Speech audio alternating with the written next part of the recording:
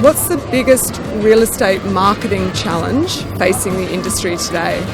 From a marketing point of view, I think it's the website's obviously taken over what we do.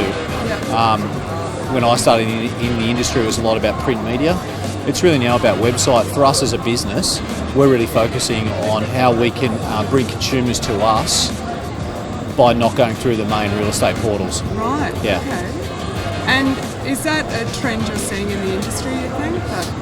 Realestate.com and domain.com are two really powerful marketing websites, as you know. I think agents really rely on them now, maybe too much. We as a business are really trying to find ways to engage in consumers ultimately so we can show our value and maintain our value moving forward, because the game's changed so much. Is that so you can also have a bit more control over the process? Well, I think we've got a great opportunity as agents, because the consumers come to us. The buyers and sellers come to us. Agents have become quite lazy and gone straight to websites in order to help them sell properties.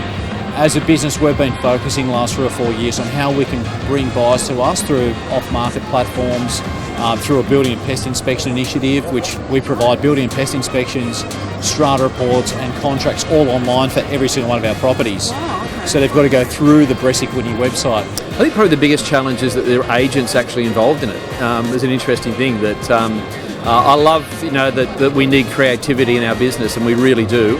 And everyone's got creativity, but I think agents have to let go of it and actually hand it over to the experts. Because they think that they're marketers of property, but actually they're sales agents. Moving that to another level of marketing, and marketing is part of what we do, and it's probably, when you look at it, presentation and marketing go hand in hand, but they need expert advice. Actually trying to advise a client on how to get the best presentation of their property is one thing, and I give credit to agents for doing that. They need to bring a specialist in. They need to bring a designer or a stylist in to say, okay, this is how we maximise it. How are we going to go about that? And Frederick Eklund from the States, from the $1 Million Agent, really summed that up well yesterday in terms of what he does. And when you look at all the top agents now, and same to Alexander Phillips, he said the same thing. Every property has to be staged. Every property has to be looked at to say, how can I get the best out of this property? And it starts with presentation, marketing, photography, copy, all those things lead to presenting this property to the market in the best possible light. People keep talking about the disintermediation of real estate agents and things like that, the next Uber of real estate. Look, I think that I'm not too concerned about that as such, provided as an agency and as individual agents, we continue to work really hard to make sure that we're adding value. So I think the really good agents and the well-trained people and the people who are trying hard and justifying their value, I don't think they'll have an issue with that. I think the marketing challenges at the moment are more trying to get cut through in an increasingly crowded marketplace. There's a lot of people who are now doing a lot of marketing, and you look back 10 years ago, there were only so many agents in one area that would do DL cards, as an example. Now every agent does it, and they're being bombarded, and people get over it. So it's using that and trying to get the marketing cut through to be able to not just potentially be physically present in the letterbox, but actually get opened, or alternatively on social media or the other different elements. How is it that you're going to have people pay attention to what you're trying to say? Well, I think print media is interesting. It's an interesting space at the moment, and then obviously the internet and where social media is going with it. So trying to work out that whole space where what's right for the owner and what's going to expose the property as well, because I think there's a lot of agents just saying put on the net and that's it, and I don't think that's just the best advice. I think having a strategy around all of it is the best, but obviously one will dominate over time. So it's interesting where it's all going. Costs are probably always an issue. People want more for less. They don't want to have to pay for things these days, and they often think as an agent or an agency that maybe you should be putting it forward because you're getting your commission paid at the end, so shouldn't that all be part of it? So often you have to actually cut through and explain that, well, you get what you pay for. It's a shopping list of marketing, and you can add or subtract and use anything you want. But I think ultimately the costs associated with marketing just go up every quarter. We seem to get a new email saying there's a new cost for this has increased, and you just sort of cringe as an agent thinking, oh my gosh, it's just making my job harder to sell marketing, but it's so important to selling your property. In what areas would you say the costs are Every area. I'd say probably that the biggest increase in costs I think has come online in the last 5 years, because it's become such an important part of a marketing program. So on the platforms? Definitely. They're also coming up with new tools. So now instead of just being a normal listing, you can be a premium listing or a Premier Plus, or, so a lot of the times you're paying more to get your client to the top, yet are they going to go online anyway? I mean, there's just so many questions that you can ask. But I think the online has had the highest percentage in increase in costs. I think making marketing relevant and being able to measure success of marketing, I think it's a little bit more of a machine gun approach still.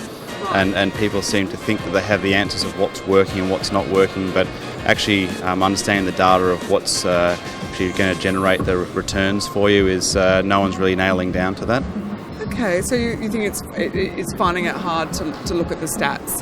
Yeah, there's some inconsistencies between the internet portals on hits and what a hit is and what a click-through rate is and what the value of that is, what's the proposition around that, and then measuring effectiveness of print media and other forms of marketing is difficult as well. So I think if we could somehow get some way of measuring that and understand the benefits of it, I think that would be very advantageous to the industry.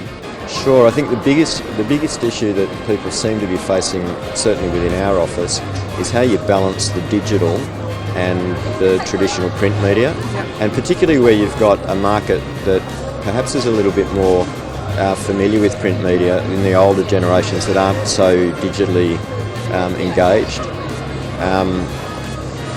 So trying to find a balance that reflects the market you're chasing. And sometimes that's not obvious because you've got a vendor who's in a more traditional space, and you've got a potential buyer target that's actually much more engaged with the digital space. So trying to get that balance right, and particularly as the cost of web presence and digital has risen, it's kind of gotten into a hard space to fund the whole campaign to both areas. The biggest challenge that everyone is facing is how to stay relevant in a really rapidly changing environment where the market that you're dealing with has so much access to information and so much, so many more opinions that they might have had before about what should be the outcome for their particular circumstance. So how do you stay relevant in that sort of marketplace where you're dealing with a far more informed market than ever before? Yeah, of course. Like the vendors will have strong opinions about how things are done. I think as well as opinions, they've got intelligence, they've got data, they've got market information that is real and also is current. Yes. And in that environment, it's really important that you go beyond the traditional real estate transaction and to become a trusted advisor. I think that's the most important thing for the industry in the future, how to be that trusted advisor. Trusted advisor, and do you also look at the mix of what you're offering? Well, I think my view is that the real estate industry has to move beyond just being a sales organisation or just being a property management. You have to be a full property services organisation and provide those points of relevance to your marketplace at all times. It's probably just changing with social media and actually adapting to it. I think the game, the marketplace has changed dramatically in the last 10 years. It's changed a lot, globally as well, and how quick people turn, and buyers are making decisions. So I think it's going to continually change as social media becomes, more and more, involved in people searching for real estate. So you're finding the speed has picked up? Yeah, the speed from everyone's end is a lot quicker these days and a lot more responsive. Are there any, are you excited about that? Yeah, I think it's good. I think you just got to make sure you adapt with it and embrace it rather than sort of pushing it away, because I think that's when you can then, as an agent, all of a sudden, you stop listing because you haven't evolved. So you've got to be very careful about that. The dominance of real estate and domain.com, they're only going to get more and more expensive. So I think the biggest marketing challenge agents or agencies have is creating a value proposition outside those portals. And that's something that we've been looking at really closely, successfully, over the last few years. And you also create a lot of content around your blog and things like that. We do, yeah, thanks for noticing. Our blog, our marketing, our creative team, again, it's just another vehicle for us to bring people to the brand, which is outside our listing and sales, which we do very well. It's having your own communication, isn't it? Correct, absolutely. And we've been focusing on that for the last, I would say, at least 4 years. So we're always thinking of what's next. For us, competing with realestateanddomain.com is something we stopped doing years ago. Now, agents want to be entangled in everything, but not necessarily control everything. And entanglement's great because we want to be part of the solution in every element of the transaction, right from the start, from talking to a client about their garden and getting someone to fix it, talking about the conveyancing, talking about their home loan, talking about their connections, talking about all kinds of things that we actually have a part to play in. So we really have to understand how we can best utilise that. And having access, for example, on your website for contracts to be downloaded immediately by a prospective buyer, having access to pest and building reports that have been done. All these things are little parts that will just get clearer and clearer so that technology will be your friend. Technology will enable you to communicate in a far more effective manner. You start to look at the portals that are out there and the new one on the game, but follow it, that has started to look at a communication strategy rather than just a portal strategy. All the marketing trends in terms of how property is presented, social media particularly, all those elements that come into play and being able to really target markets in a way that we never could do before, still comes down to having a great product that presents well and is marketed well and has a story attached to it. That's the way. So again, agents, get the experts in, help you understand what is going to have cut-through strategy on marketing and adapt to change, bring all this new technology into play. There's some amazing stuff from Matterport to all kinds of things. There's so much. We're going to look at the stalls here today to see that there's so many things that you can bolt on.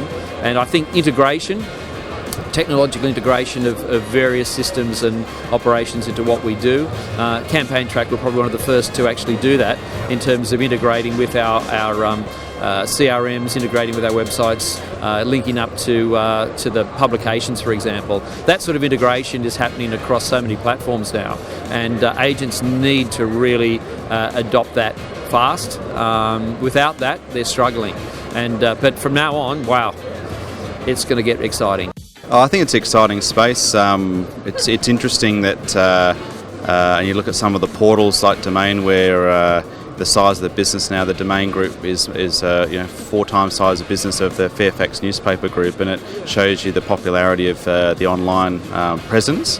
But really, it's a digital magazine online. It's not really offering anything more, but I'm sure there's some strategies coming through. They're going to make it a little bit more user-friendly, focus more on the consumer. And it's an interesting space of how the role of the agent is going to change in the next few years. How do you think the role will change? I've got a few thoughts on that. I don't know how much I want to share because it might divulge strategy of our business. But there's no doubt I think it's going to be more specialised and become more of a broker type role, where we're going to be we'll understand that we're really just connecting buyers and sellers. Being able to be that arm's length transaction is really where our role sits. How do you think you cut through? Oh, look, I think the first thing is that I guess like most things in advertising, you've got to look within to work out what is your point of difference. It's got to be authentic. You've got to make sure, in my opinion at least, you've got to be able to find something that is different or unique in a good way about what it is that you're trying to bring to the marketplace, and you focus on that. Now, you might use different mediums, media to do it, whether it's print or it's online or whatever else. But if you've got a genuine point of difference and you can focus on that, then somebody might get 10 DL cards in the mail and all of them will get thrown out, but on the way to the bin, there might be that 2-second pause where they go, oh, that's different or unique. And so you'll get that, or then they might see the same message. It's like the reach and the frequency thing.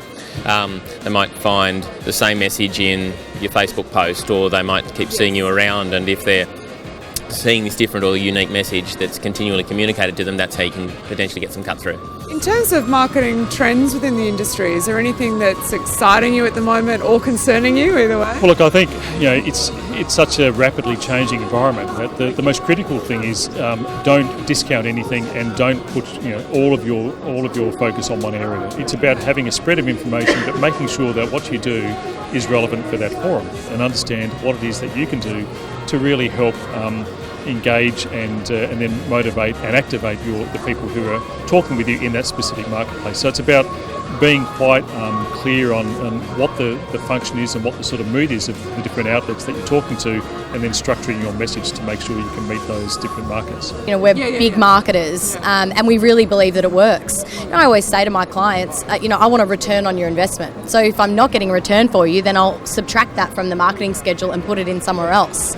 So we actually ask clients when they come through the door at Open for Inspections, what suburb have you come from, and where, other than online, have you seen the property advertised? Because we know that they've seen it online, and ultimately everyone will go there, go through the images, see the floor plan, and Google map it and things like that. But where else have you seen it? Because if we're not getting traction back from the other forms of marketing, we'll just subtract them from the cost. Do you get much feedback about other avenues? It's very successful. To throw all your eggs in one basket and just go online, particularly in the homes I sell. Like my average sale price is just under $3 million. So the sophisticated marketplace that I work with will absolutely use all the media to find their home and to also get support that it's a home worth viewing.